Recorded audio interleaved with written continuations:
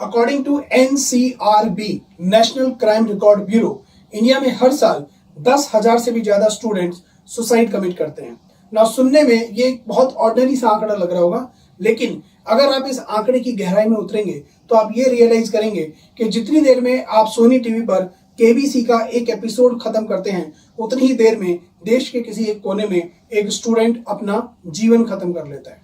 इसके अलावा एक सर्वे से ये पता चला कि इंडिया में 80% से भी ज्यादा students they are under stress and depression. अब सोचने वाली बात यह है कि इतनी बड़ी संख्या में एक तरफ स्टूडेंट्स सुसाइड कमिट कर रहे हैं और दूसरी तरफ 80% से भी ज्यादा स्टूडेंट्स स्ट्रेस और डिप्रेशन का शिकार हो रहे हैं। इन सब के पीछे मेजरली 3 रीजन है। Reason number 1, parents expectation. आज की डेट में हर पेरेंट्स अपने बच्चों से एक्स्ट्राऑर्डिनरी परफॉर्मेंस एक्सपेक्ट करता है।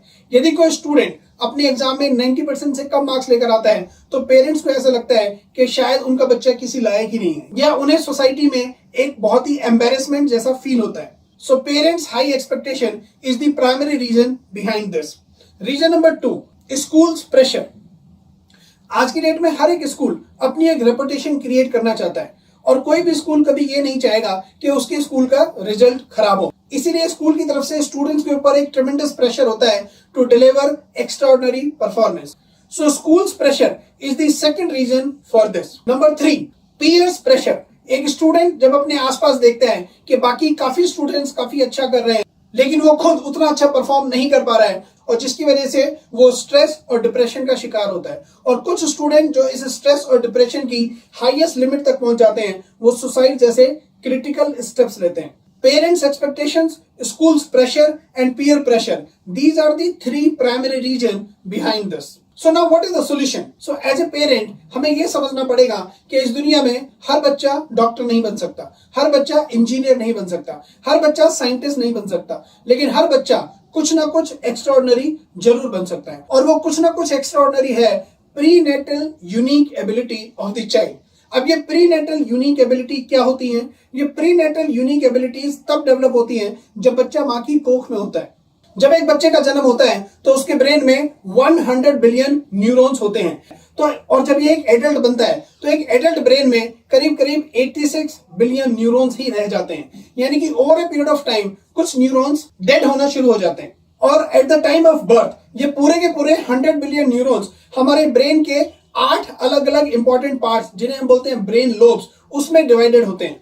तो जिस ब्रेन लोब में जितने ज्यादा न्यूरॉन्स होते हैं वो ब्रेन लोब उतना ही ज्यादा पावरफुल होता है। तो यदि हमें इन 100 बिलियन न्यूरॉन्स का डिस्ट्रीब्यूशन पता चल जाए कि हमारे ब्रेन के किस लोब में कितने न्यूरॉन्स हैं, तो हम ब्रेन के उस लोब से परफॉर्म होने वाली एक्टिविटीज को बहुत ही एक्स्ट्राऑर्डिनरी तरीके से परफॉर्म करेंगे। तो एज ए पेरेंट यदि हमें यह पता चल जाए कि हमारे बच्चे के ब्रेन के न्यूरॉन डिस्ट्रीब्यूशन का स्ट्रक्चर क्या है, हमारे बच्चे के ब्रेन का क्या स्ट्रेंथ है, क्या वीकनेस है, कौन सी ऐसी एक्स्ट्राऑर्डिनरी यूनिक एबिलिटी है जो हमारा बच्चा बाकी लोगों से बहुत बेहतर कर सकता है, तो आई एम 100% श्योर कि पेरेंट्स को अगर ये इंफॉर्मेशन पता हो जाए तो पेरेंट्स अपने बच्चे को उसी डायरेक्शन में आगे एनकरेज करेंगे और बच्चा बहुत ही एक्स्ट्राऑर्डिनरी तरीके से परफॉर्म कर पाएगा। Now the question is how to find out the neuron distribution of anybody's brain.